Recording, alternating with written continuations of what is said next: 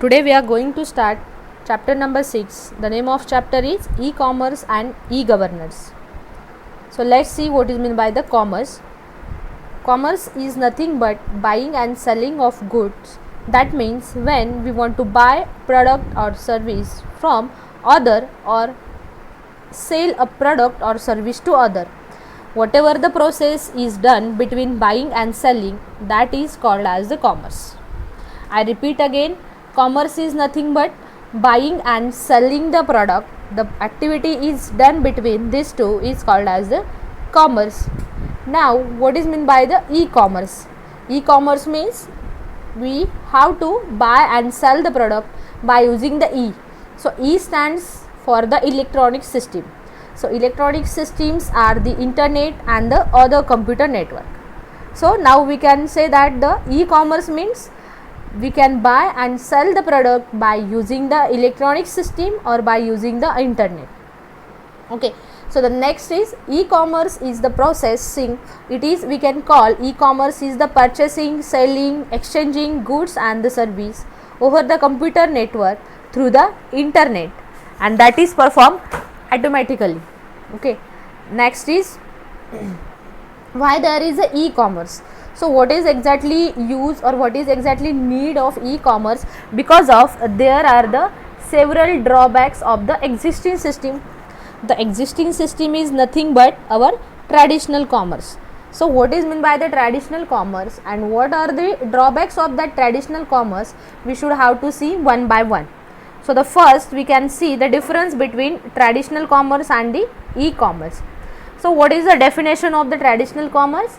The traditional commerce is focus on exchange of the product and the service through the personal or through the manual interaction or due to the manual interface. But the e-commerce is whatever the trading activity is done or whatever the commerce is done, that is done by using the automatic. So there is a no manual interface in the process, and that is called as the e-commerce. Next drawbacks the traditional commerce is, so traditional commerce is limited to the business hour. So mostly the traditional commerce is available for the daytime only. So we can call the traditional commerce is having the some time limitation. If we will take the example, if you want to purchase the shoes, we have to go into the particular shop. The time of shop should be that morning 9 to the evening 9.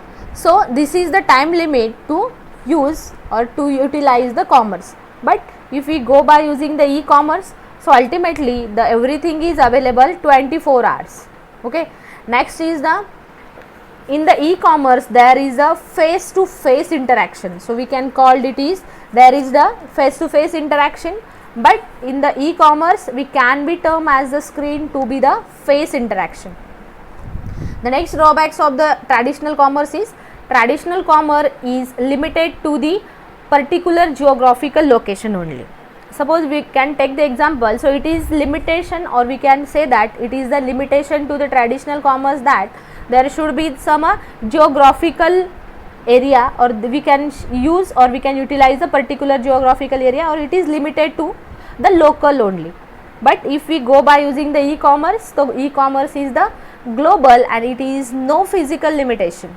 Next is the mode of payment in the e-commerce is done by using the only a minimum activity or minimum mode of payment is available in the traditional commerce, that are the cash and suppose we can take the credit cards only. But if you go to the e-commerce, then ultimately the number of mode of payments are multiple option is available with us, like our credit card, debit card, e-wallet, then mobile payment.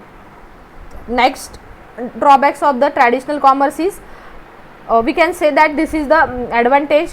The traditional commerce, whatever the thing or whatever the service we want to purchase, we can get that instantly, or that is we can get that same time. But if we compare the traditional with the e, then ultimately whatever we purchase that we cannot get at the same time. We can get it is either by whatever the delivery time is takes place for the same. Again, the traditional commerce is the scope, or whatever the scope for the traditional commerce, that is the local, and the scope for the e-commerce is the global. Next part we will cover in the next lecture.